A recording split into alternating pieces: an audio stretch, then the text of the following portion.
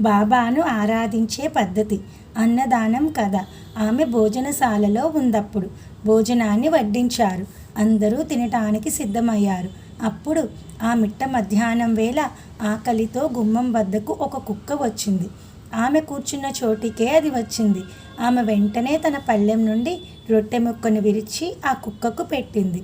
అప్పుడే అక్కడికి ఆకలితోనున్న పంది కూడా ఒకటి వచ్చింది. దానికి కూడా ఆమె ఒక రొట్టె ముక్క పెట్టింది. ఇదంతా అత్యంత సహజంగా జరిగిపోయింది. మధ్యాహ్న భోజనం తర్వాత ఆమె మామూలుగానే మసీదుకు వెళ్ళింది. ఓ మూల కూర్చుంది. బాబా ఆమెను చూసి ప్రేమతో, అమ్మా, నువ్వు ఇవాళ నాకు కడుపు నిండా భోజనం పెట్టావు. గొంతు వరకు తిన్నాను. నేను ఎంతో ఆకలితో వచ్చాను. నువ్వు నాకు అన్నం పెట్టి నా ఆకలిని తృప్తి తీరా తీర్చావు. నువ్వెప్పుడు ఇలాగే చేస్తుండు తల్లి. ఇదే నీకు అండగా నిలుస్తుంది. ఈ మసీదులో కూర్చొని నేనెప్పుడు అసత్యం చెప్పను. నువ్వెప్పుడు ఇలాగే దయ కలిగి ఉండు. ముందుగా ఆకలి కొన్నవారికి అన్నం పెట్టు. ఆ తర్వాతే నువ్వు తిను. ఈ సత్యాన్ని నువ్వు నీ హృదయంలో పదిలం చేసుకో అని అన్నాడు. ఆమెకు అసలేమీ అర్థం కాలేదు. బాబా, నేను నీకు అన్నం పెట్టడం ఏమిటి? నేనే ఇతరులపై ఆధారపడ్డాను కదా. పైకం ఇచ్చి మరీ నేను భోజనం చేస్తున్నాను కదా అని ఆమె అంది. లేదమ్మా, ప్రేమతో నువ్వు నాకు పెట్టిన రొట్టెను తిని నేనెంతో తృప్తుడనయ్యాను. నిజం తల్లి. చూడు, ఇంకా నాకు త్రేన్పులు కూడా వస్తున్నాయి. నువ్వు మధ్యాహ్నం తినడానికి కూర్చున్నావు. నీ వద్దకు హఠాత్తుగా ఒక కుక్క వచ్చింది. అది ఆకలితో ఉంది. ఆ కుక్క ఎవరనుకుంటున్నావు? నేనే సుమా. అప్పుడే ఒక పంది కూడా ఆకలితో నీ వద్దకు వచ్చింది. ఆ పందె ఎవరనుకుంటున్నావు? నేనే సుమా అని వివరించాడు బాబా. ఆ బాబా వివరణ వినేసరికి ఆమె అత్యంత విస్మితురాలైంది. తన చుట్టూ ఎన్నెన్నో కుక్కలు, పందులు, పిల్లులు తిరుగుతూ ఉంటాయి. అవన్నీ బాబాయేనా? కొన్నిసార్లు నేను కుక్కగా, పందిగా, ఆవుగా, పిల్లిగా, చీమగా, ఈగగా, జలచరంగా, ఇలా నేను అనేక రూపాలలో ఈ లోకంలో తిరుగుతూ ఉంటాను.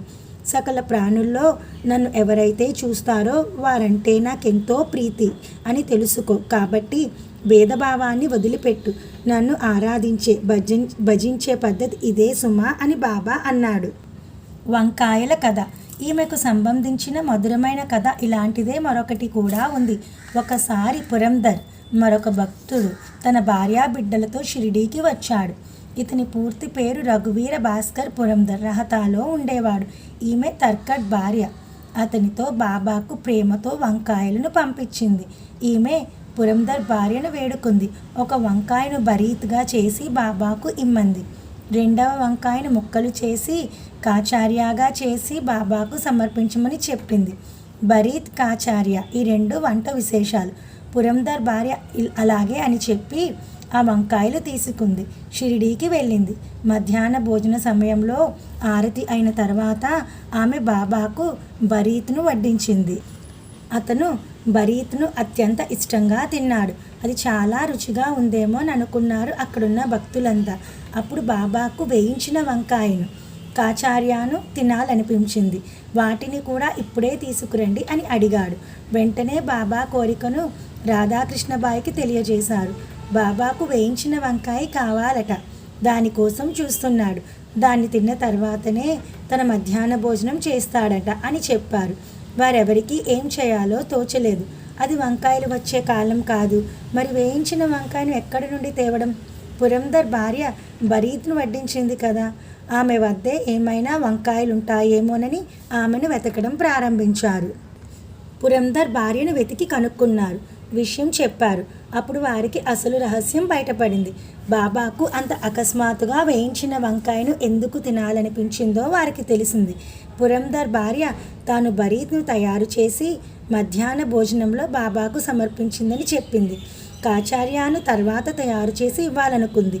వారందరికీ ఈ వంకాయల కథ మొత్తం తెలిసిపోయింది. వారంతా పరమాశ్చర్యం చెందారు. పాలకోవా కథ. 1915 డిసెంబర్లో మరొక సంఘటన జరిగింది. తర్కర్ భార్య బాబాకు పేడ, పాలకోవాను ఎంతో ప్రేమతో పంపించింది. బాలారాం మాన్కర్ స్వర్గవాసి అయ్యాడు. అతని కుమారుడు అతని అంత్యక్రియలు చేయడానికి షిరిడీ వెళ్ళాలనుకున్నాడు. ఆ విషయం చెప్పడానికి అతను తర్కడ్ వద్దకు వచ్చాడు. నేను షిరిడీ వెళ్తున్నాను అని చెప్పాడు. అది విని తర్కడ్ భార్య అతనితో బాబాకు ఏదైనా పంపాలనుకుంది. ఇంట్లో వెతికింది. ఒక్క పేడ తప్ప ఆమెకప్పుడు పంపడానికి మరేమీ దొరకలేదు. ఆ పేడాను కూడా నైవేద్యంగా పెట్టేశారు. కానీ బాలారాం కుమారుడు వెళ్ళడానికి చాలా తొందరపడుతున్నాడు. పైగా ఆ అబ్బాయి శోకాన్ని పాటిస్తున్నాడు. ఆ పేడ అప్పటికే నైవేద్యంగా అర్పితమైనది. అయితే ఆమె దానినే బాబాకు పంపించింది. ఇది తప్ప మరేమీ ఇంట్లో లేదు. ఈ పేడానే తీసుకెళ్ళి ప్రేమతో బాబాకు సమర్పించు. సాయి దీనిని ఎంతో రుచిగా తింటాడు అని ఆమె చెప్పింది. ఆ అబ్బాయి పేరు గోవించి. అతను పేడాను తీసుకున్నాడు. అయితే అతను బాబా దర్శనానికి వెళ్ళినప్పుడు దానిని తన బసలోనే మరిచి వచ్చాడు. బాబా ఓపిక పట్టాడు. మధ్యాహ్నం మరలా ఆ అబ్బాయి బాబా దగ్గరికి వచ్చాడు. అప్పుడు కూడా అతను పేడాను తేవడం మర్చిపోయాడు. వట్టి చేతులతోనే మసీదుకు వచ్చాడు. నాకేం తెచ్చావు అని బాబా అడిగి అతనికి గుర్తు చేసే ప్రయత్నం చేశాడు. అతను చల్లగా ఏమీ తేలేదు బాబా అని చెప్పాడు. నా కోసం ఎవరూ ఏది నీతో పంపలేదా అని బాబా మరలా అడిగాడు. అబ్బే, ఎవరూ పంపలేదు బాబా అన్నాడు ఆ అబ్బాయి. అప్పుడిక బాబా సూటిగానే అడిగేశాడు. బేటా, ఆ మాయి ప్రేమతో నీతో నాకు కొన్ని మిఠాయిలు పంపించింది కదా, మర్చిపోయావా అన్నాడు బాబా. అప్పటికి కానీ ఆ అబ్బాయికి గుర్తు రాలేదు. అంతే, అతను సిగ్గుతో బిక్కచచ్చిపోయాడు. బాబా పాదాలంటి తనను క్షమించమని వేడుకున్నాడు. వెంటనే తన బసకు పరిగెత్తాడు. పరుగున వెళ్ళి పేడాను తీసుకొని వచ్చాడు. దానిని సాయికి సమర్పించాడు. ఆ పేడ తన చేతికి అందగానే బాబా వెంటనే దానిని తన నోట్లో వేసుకున్నాడు. అలా ఆ మాయి భావాన్ని తృప్తిపరిచాడు. సాయి ఇలాంటి వాడు సుమా. ఎవరికి తన యందు ఎలాంటి భావం ఉంటుందో వారికి ఆ అనుభవాన్ని కలుగజేస్తాడు. స్వస్తి శ్రీ సంత సజ్జన ప్రేరితం భక్త హేమాడపంత విరచితం శ్రీ స్వామి అచలానంద సరస్వతి అనూదితం శ్రీ సాయి సమర్థ సచ్చరితంలో ఆజ్ఞ అవాజ్ఞ విఘ్నం పంచసూనాది పాతక క్షాళనం భక్త తర్కడ్ కథా నిరూపణం అనే 9వ అధ్యాయం సంక్షిప్తం సంపూర్ణం. శ్రీ సద్గురు సాయినాథార్పణమస్తు. శుభం భవతు. హరి ఓం తత్సత్.